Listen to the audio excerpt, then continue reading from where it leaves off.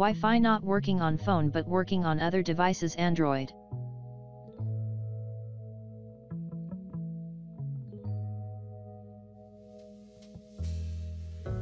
You can see it is not working except Wi-Fi connecting. Let's see how to fix it. Tap the settings.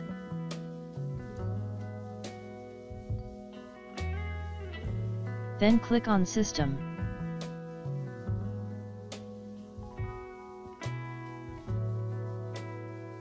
Now click on the Reset option.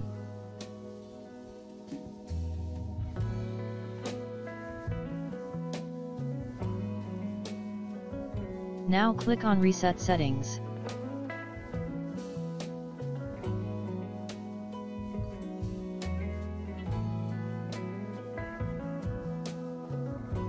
Now connect to Wi-Fi.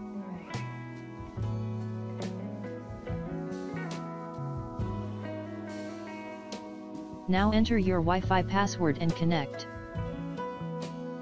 Now see Wi-Fi is connected. Thank you all, hope we understand the video. Thanks for watching. Please subscribe to my channel.